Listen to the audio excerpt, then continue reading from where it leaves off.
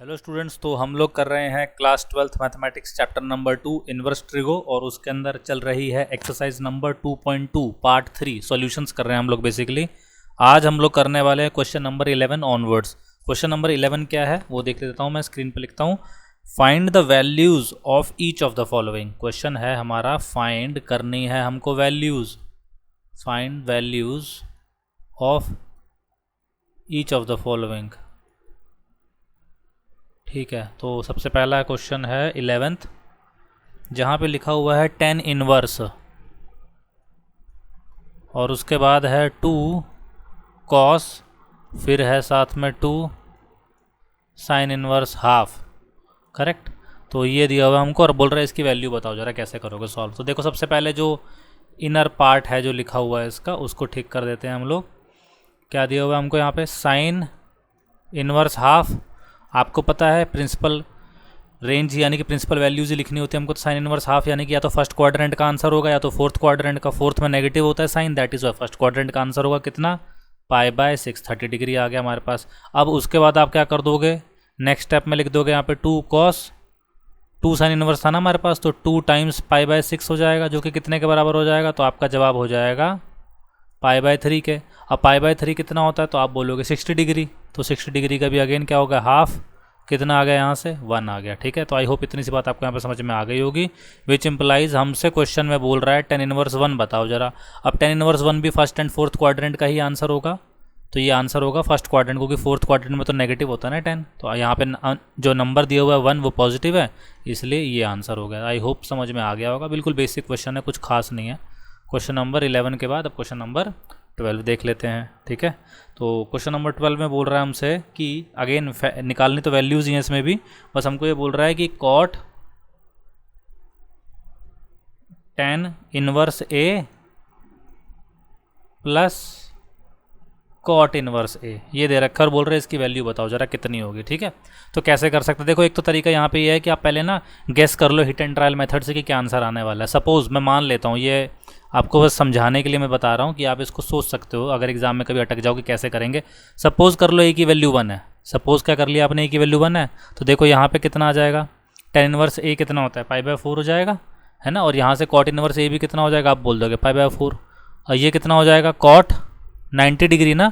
और कॉट 90 कितना होता है? कॉट 90 कितना होता है? कॉट 90 मतलब कॉस 90 अपॉन साइन 90 यानी कि 0। तो आंसर 0 आने वाला है यहाँ पे हमारे पास। ठीक है, चलो लेकिन चेक करते हैं जरा। ये मैंने आपको केवल गैस वर्क के लिए बता दिया कि आप अंदाज़ा लगाने के लिए देख सकते हो। ठीक है, क्योंकि यहाँ पे इन्होंने रिस्ट्रिक्ट तो करा नहीं कि ए को हम लोग ये अज्यूम नहीं कर सकते, तो इसलिए मैंने एक अजम्पशन के रूप में चेक कर लिया कि क्या आंसर आना चाहिए। ठीक है, तो 10 इनवर्स ए प्लस कॉट इनवर्स ए लिखा हुआ है ना, तो सबसे पहला काम आप क्या करो, जो इनर पार्ट दिया हुआ है उसको ठीक से लिख लो। 10 इनवर्स ए प्लस 10 इनवर्स 1/a लिख सकते हैं हम लोग। आपको ये वाली आइडेंटिटी पता होगी कि कॉट इनवर्स ए जो होता है वो 10 इनवर्स 1/a के बराबर होता है।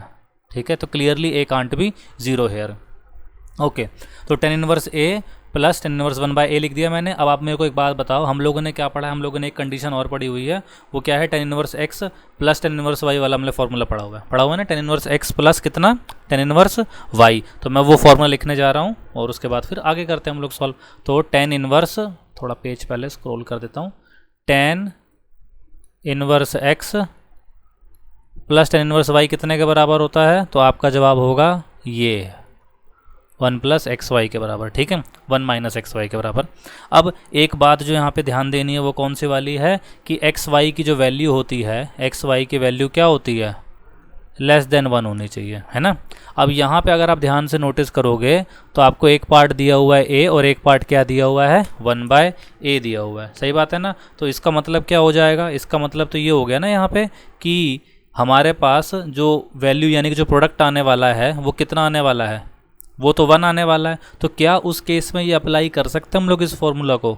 Try to think about it कि क्या सच में हम लोग अप्लाई कर सकते हैं या नहीं कर सकते इस वाले सिचुएशन के अंदर?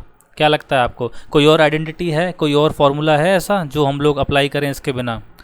क्या होना चाहिए हमारे पास यहाँ पे? सोचिए आप ज़रा ध्यान से कि क्या कर सकते हैं हम लोग, कोई आइडेंटिटी, कोई फॉर्मूला वगैरह कुछ भी।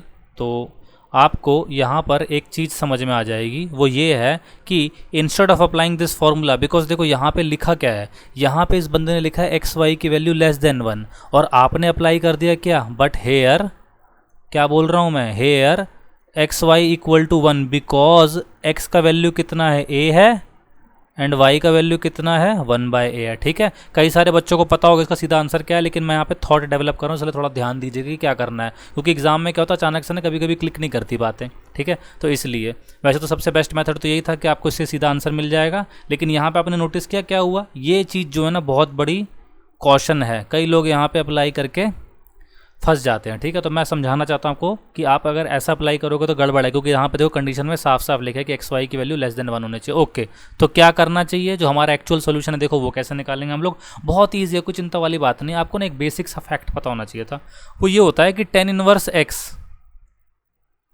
प्लस कॉट इनवर्स एक्स जो होता है वो π/2 होता है।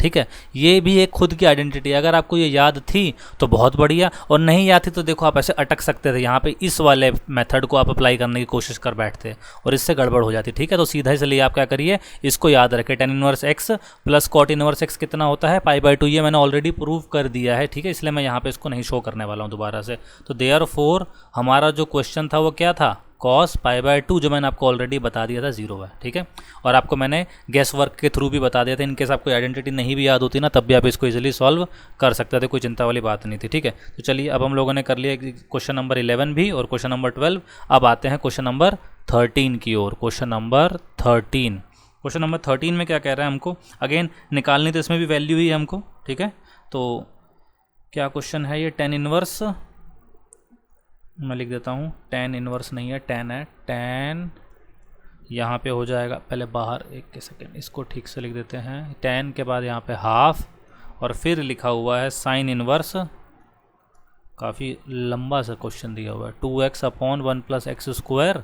ठीक है, plus cos inverse 1 - y²/1 + y², ये दिया हुआ है, और साथ में इन्होंने एक कंडीशन भी दे रखी है कि mod x जो है वो लेस देन 1 दिया हुआ है, y ग्रेटर देन 0 दिया हुआ है, बाप रे इतना सब कुछ है, एक्स वाई लेस देन 1 भी दिया हुआ है। ठीक है, देखो 3-4 बातें यहाँ पे इन्होंने लिख दी हमको, इसकी वैल्यू निकालनी है हमको। 13th पार्ट क्वेश्चन नंबर 13 है, इसकी क्या निकालनी है हमको, वैल्यू निकालनी है, tan half sine inverse 2x/1 + x² plus cos inverse 1 - y²/1 + y², where mod x is less than 1 and y is greater than 0 and x y is less than 1। तो again हमको कुछ नहीं करना है, यहाँ पे सब्सटीट्यूशन करना पड़ेगा, और कुछ बात नहीं, कंडीशन जब दे रखी हैं तो सब्सटीट्यूशन तो करना पड़ेगा ही पड़ेगा हमको। ठीक है, तो कैसे कर सकते हैं यहाँ पे सब्सटीट्यूशन करने से भी अच्छा तरीका एक और है, वैसे मेरे पास अभी क्लिक करा एकदम से मन में कि यार ये तो हमको डायरेक्टली ना आइडेंटिटीज है, ये तो फॉर्मूला याद होना चाहिए हमको। ठीक है, तो मैं यहाँ पर डायरेक्टली वही करता हूँ, वी नो दैट, हमको पता है, क्या पता है हमको, कि साइन इनवर्स 2x/1 + x² किसके बराबर होता है, 2 tan इनवर्स x के बराबर होता है। अगर आपको नहीं पता ये तो प्रूफ वाली वीडियोस जो मैंने बनाई हुई है इससे पहले की पार्ट में प्लेलिस्ट में मिल जाएगी, वो भी आप देख लीजिएगा। 1 - y²/1 + y², ये किसके बराबर हो जाएगा, तो आप बोलोगे 2 tan इनवर्स y के बराबर हो जाएगा।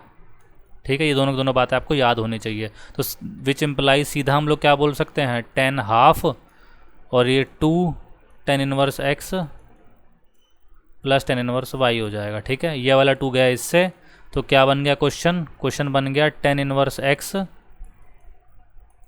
Plus tan inverse y। और देखो इन्होंने खुद दिया हुआ है कि एक्स वाई की वैल्यू क्या है, लेस देन 1 है, तो यानी कि हम चाहें तो यहाँ पे फॉर्मूला लगा सकते हैं। ठीक है, तो क्या फॉर्मूला लगाएंगे हम लोग, यहाँ पे लिख देंगे tan inverse x + y/x - y, ये वाला बंदा गया इससे, सीधा आंसर क्या आ जाएगा, ये x + y/ कितना 1 - x y। ये बहुत ही इंपॉर्टेंट क्वेश्चन है, डिफरेंशिएशन के अंदर भी इन्वॉल्व हो जाता है, कभी कभी बोल देंगे आपको ये फंक्शन देके क्वेश्चन नंबर 13 वाला ही कि इसको डिफरेंशिएट करो, और देख के डर लग जाएगा बच्चों को। ठीक है, आपको पता होना चाहिए कि इसको सॉल्व करके सॉर्ट आउट करके हम लोग सीधा यहाँ पे आ सकते हैं।